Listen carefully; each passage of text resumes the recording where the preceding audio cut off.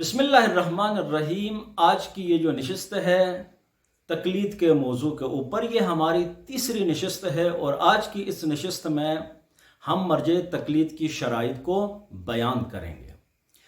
مکتب تشیع کے اندر جو شیعوں کا مرجع مجتہد اور فقیہ ہوتا ہے، اس کے لیے کچھ شرائط مد نظر رکھی گئی ہیں۔ ان شرائط کی تعداد 8 سے 9 ہے۔ ان میں سے جو پہلی شرط ہے مرجع تقلید کے لیے، وہ ہے مرجع تقلید کا مرد ہونا۔ ہمارے مکتب کے اندر عورت کی تقلید جائز نہیں ہے۔ جو پہلی شرط ہے وہ ہے مرجع تقلید کا مرد ہونا۔ دوسری شرط وہ ہے مرجع تقلید کا بالغ ہونا۔ مرجع تقلید کا بالغ ہونا، کسی بچے کی تقلید، اگرچہ وہ مجتہد ہے، فرض کریں اگر وہ مجتہد ہے بھی تو اس کی تقلید جو ہے وہ جائز نہیں ہے۔ پس دوسری شرط یہ ہے کہ مرجع تقلید جو ہے وہ بالغ ہو۔ تیسری شرط یہ ہے کہ مرجع تقلید عاقل ہو، دیوانہ نہ ہو، مجنون نہ ہو۔ چوتھی شرط یہ ہے کہ مرجع تقلید جو ہے وہ شیعہ اثنا عشری ہو، 12 امامی ہو۔ پانچویں شرط یہ ہے کہ مجتہد مرجع تقلید اور فقیہ جو ہے وہ حلال زادہ ہو، حرام زادہ نہ ہو۔ چھٹی شرط یہ ہے کہ مجتہد جو ہے مرجع تقلید جو ہے وہ آزاد ہو، غلام نہ ہو۔ ساتویں شرط یہ ہے کہ مرجع تقلید جو ہے وہ زندہ ہو۔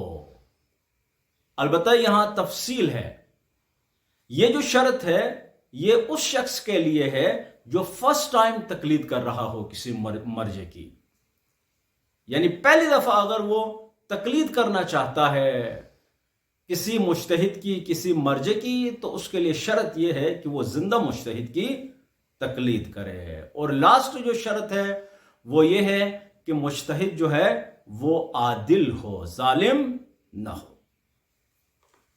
اب ہم آتے ہیں، سوال یہاں پہ یہ بنتا ہے کہ اس تقلید کی تاریخ کیا ہے؟ کیا یہ تقلید خود رسول خدا صلی اللہ علیہ وآلہ وسلم کے زمانے میں موجود تھی؟ کیا اس زمانے میں خود رسول خدا کے زمانے میں بھی اجتہاد اور تقلید وغیرہ موجود تھیں؟ لوگ اجتہاد کرتے تھے، مراجع موجود تھے، مجتہدین موجود تھے، فقہاء دین موجود تھے خود رسول خدا صلی اللہ علیہ وآلہ وسلم کے زمانے میں؟ ہاں جی، بالکل موجود تھے، اور یہ اجتہاد کی ٹریننگ خود رسول خدا صلی اللہ علیہ وآلہ وسلم کے زمانے میں شروع ہوئی تھی۔ اگر آپ ریسرچ کریں تو چند ایک بارز اصحاب رسول خدا صلی اللہ علیہ وآلہ وسلم کے، ان کے نام سامنے آتے ہیں۔ مثال کے طور پر میں یہاں 2 کا نام لینا چاہتا ہوں کہ رسول خدا صلی اللہ علیہ وآلہ وسلم نے خود انہی سے کہا کہ آپ فلاں شہر جاؤ، فلاں شہر جاؤ، اور وہاں جا کے لوگوں کو احکام دین بتاؤ، وہاں جا کے فتویٰ دے دو۔ ان میں سے ایک مصعب بن عمیر ہے، رسول خدا صلی اللہ علیہ وآلہ وسلم کے جید صحابیوں میں سے تھے۔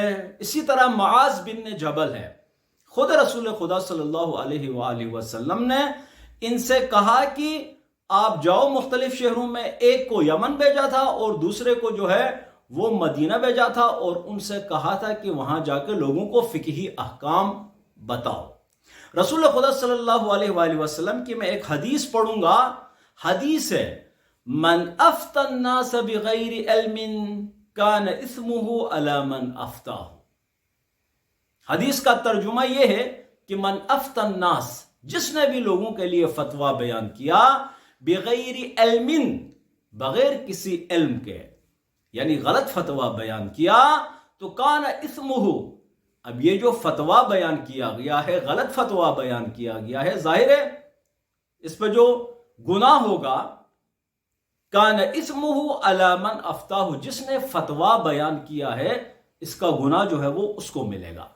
وہ بندہ جو ہے وہ عاصی ہے، نہ کہ وہ شخص، یعنی وہ عام آدمی جس نے ان کو فالو کیا ہے، جس نے ان کی طرف رجوع کیا اور ان سے فتویٰ لیا ہے۔ اب یہ جو حدیث ہے خود یہ حدیث رسول خدا صلی اللہ علیہ وآلہ وسلم کی اس بات پر دال ہے کہ اجتہاد اور تقلید کا سلسلہ خود رسول خدا کے زمانے میں شروع ہوا تھا. تبھی رسول خدا نے کہا کہ جو بھی غلط فتویٰ بیان کرے گا اس کا گناہ اس کو ہی ملے گا. اب ہم آتے ہیں کہ ہمارے پاس کیا ائمہ علیہ السلام کی روایات موجود ہیں، یعنی دلیل نقلی ہمارے پاس موجود ہے اس تقلید کے اوپر، اجتہاد کے اوپر؟ کیا ہمارے پاس دلائل موجود ہیں روایات کی شکل میں، احادیث کی شکل میں؟ جی بالکل ہمارے پاس موجود ہیں. ون بائی ون میں نے کچھ احادیث بہت زیادہ ہیں، روایات بہت زیادہ ہیں، لیکن بعنوان مثال میں چند ایک یہاں پر بیان کرنا چاہوں گا. امیر المومنین علی علیہ الصلوۃ والسلام اس بارے میں فرماتے ہیں ان مجاری الامور والاحکام علی اید العلماء باللہ الامناء علی حلالہ و حرامہ.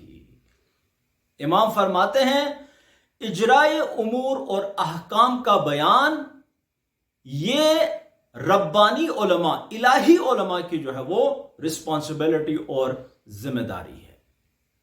یہ جو ربانی علماء ہیں، الہی علماء ہیں، فقہا ہیں، مجتہدین ہیں، مراجع ہیں، ان کی صفت یہ ہے کہ یہ حرام خدا اور حلال خدا کے امین ہیں اور اس میں کسی قسم کا رد و بدل نہیں کرتے. امام باقر علیہ الصلوۃ والسلام کی حدیث ہے، وہ مخاطب ہوتے ہیں ابان بن تغلب سے اور فرماتے ہیں اجلس فی مسجد المدینہ، شہر کی مسجد میں جا کے بیٹھو، مدینے کی مسجد میں جا کے بیٹھو، وَأَفْتِ النَّاسَ، اور لوگوں کو فتویٰ بتاؤ، لوگوں کو احکام دین کی تعلیم دو. وجہ کیا ہے؟ وجہ یہ ہے فَإِنِّي أُحِبُّ أَن يُرَى فِي شِيعَتِي مِثْلُهُ، چونکہ میں دیکھنا چاہتا ہوں، مجھے پسند ہے کہ آپ کی طرح کے فقہا، مراجع اور مجتہدین جو ہیں وہ میرے شیعوں کے اندر پیدا ہوں. میں آپ جیسوں کو اپنے شیعوں کے اندر دیکھنا چاہتا ہوں. امام عسکری علیہ الصلوۃ والسلام سے روایت ہے، امام فرماتے ہیں فَأَمَّا مَنْ كَانَ مِنَ الْفُقَهَاءِ صَائِنًا لِنَفْسِهِ حَافِظًا لِدِينِهِ مُخَالِفًا عَلَى هَوَاهُ مُطِيعًا لِأَمْرِ مَوْلَاهُ فَلِلْعَوَامِ أَن يُقَلِّدُوهُ. امام فرماتے ہیں من کان من الفقہاء، فقہا، مراجع اور مجتہدین میں سے وہ مراجع اور مجتہدین، وہ مجتہد اور مرجع اور فقیہ، سائنا لنفسہ، جو اپنے نفس کی حفاظت کرتا ہے، حافظا لدینہ، اپنے دین کو حفظ کرتا ہے، مخالفا علی ہواہ، جو اپنی جو خواہشات نفسانی ہیں ان کی مخالفت کرتا ہے، مطیعا لامر مولاہ، اور خداوند متعال کے جو اوامر ہیں ان کی اطاعت کرتا ہے، ان کو بجا لاتا ہے. فللعوام، پس لوگوں کو چاہیے، ان یقلدوہ، کہ وہ فقہی احکام میں ان کی تقلید کریں. آخر میں امام زمانہ علیہ السلام کی جو ہے وہ ایک حدیث میں نقل کرنا چاہوں گا. امام فرماتے ہیں وَأَمَّا الْحَوَادِثُ الْوَاقِعَةُ فَارْجِعُوا فِيهَا إِلَى رُوَاةِ حَدِيثِنَا فَإِنَّهُمْ حُجَّتِي عَلَيْكُمْ وَأَنَا حُجَّةُ اللَّهِ عَلَيْهِمْ. امام زمانہ عجل اللہ فرجہ الشریف فرماتے ہیں وَأَمَّا الْحَوَادِثُ الْوَاقِعَةُ، اور جو جدید فقہی مسائل ہیں، جیسے ہم نے ایک ویڈیو بنائی تھی کس کے اوپر؟ کرپٹو کرنسی کے اوپر، اور جو انشورنس پالیسی ہے اس کے اوپر، کہ کیا مراجع اس کو جائز سمجھتے ہیں یا نہیں سمجھتے، ان کا کاروبار جائز ہے یا نہیں ہے. اس کے اوپر ہم نے ایک دو ویڈیوز بنائی ہیں، اگر آپ نے نہیں دیکھی ہیں تو آپ چینل میں دیکھ سکتے ہیں. تو جو جدید فقہی مسائل سامنے آتے ہیں وَأَمَّا الْحَوَادِثُ الْوَاقِعَةُ، اور جو نئے اور جدید فقہی مسائل ہیں जिनका हुक्म पहले से मौजूद नहीं है, इनमें तुम क्या करो, फर्जउ फीहा, इन मसाइल फिकही में तुम रुजू करो, इला रुवात हदीसना, उन रावियों की तरफ जो हमारी अहादीस को बयान करते हैं। यानी इससे मुराद वही मराजे फुकहा और मुज्तहिदीन हैं। दूसरे अल्फाज में जो जदीद फिकही मसाइल हैं, इनमें तुम क्या करो, जो मराजे फुकहा और मुज्तहिदीन हैं उनकी तरफ रुजू करो। फ़इन्नहुम हुज्जती अलैकुम, क्यों? क्योंकि ये मराजे, ये फुकहा और ये मुज्तहिदीन, ये हमारी तरफ से तुम पर हुज्जत हैं। अब सवाल यहां पे ये बनता है कि यहां पर हुज्जत से क्या मुराद है? कि इमाम फरमाते हैं फ़इन्नहुम हुज्जती, ये मेरी तरफ से हुज्जत हैं तुम पर। तो यहां पे हुज्जत से मुराद ये है कि तुम इनकी पैरवी करो, तुम इनकी पैरवी करो। वो जो मसाइल बताएं, जो मसला, जो फतावा बताएं, इन फतावा में उनकी पैरवी करो। ये मेरी तरफ से तुम पर हुज्जत हैं। व अना हुज्जतुल्लाहि अलैहिम, और मैं खुदावंद मुताल की तरफ से उन पर हुज्जत हूं। तुम इनकी पैरवी करो इसलिए कि ये मेरी पैरवी करते हैं, ये मेरे नक्श कदम पर चलते हैं। ये जो फतावा लेते हैं, ये फिर अइम्मा अलैहिमुस्सलाम की मासूमीन की रिवायात से लेते हैं या फिर आयात से लेते हैं। बस इसलिए तुम क्या करो, उनकी पैरवी करो, फतवा उन्हीं से ले लो। ये कुछ नकली दलाइल जो हैं हमने आपकी खिदमत में पेश की। अब हम बात करेंगे कि शियों के अंदर जो मशहूर फुकहा हैं, फेरिस्त की शक्ल में मैं लेकर आपके सामने आया हूं। आप अगर मुकल्लिद हैं, आप अगर मोमिन हैं, आप अगर तकलीद करते हैं, तो फिर इस मसले में जो हमारे यानी शियों के जो मशहूर फुकहा हैं उस बारे में भी कुछ मालूमात आपके पास होनी चाहिए। जो शिया मशहूर फुकहा हैं उनमें से एक शेख मुफीद है, शेख मुर्तज़ा है, शेख तूसी है, मुहक्किक हिल्ली है, अल्लामा हिल्ली है, शहीद अव्वल हैं, शहीद सानी हैं, वहीद बहबहानी हैं, मिर्ज़ाए कुम्मी हैं, मोहम्मद हुसैन नजफी हैं जो कि साहिबुल जवाहिर हैं, आखुंद खुरासानी हैं, सैयद मोहम्मद काजिम तबातबाई यज़दी हैं जो कि साहिब उर्वा हैं, शेख मुर्तज़ा अंसारी हैं, मिर्ज़ाए शिराजी साहिब हैं जो कि साहिब हैं फतवाए तहरीम तंबाकू के,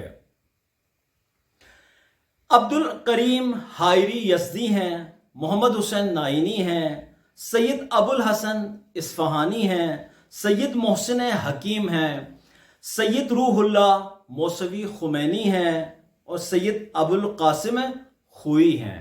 और अगर आज के करंट जो हम मराजे की बात करें तो इनमें से रहबर मुअज़्ज़म हैं, आयतुल्लाह सैयद सिस्तानी हैं, आग़ाए मकारिम शिराजी हैं और भी बहुत सारे हैं मराजे जो है ना इस वक्त मौजूद हैं। वस्सलामु अलैकुम व रहमतुल्लाहि व बरकातुहू।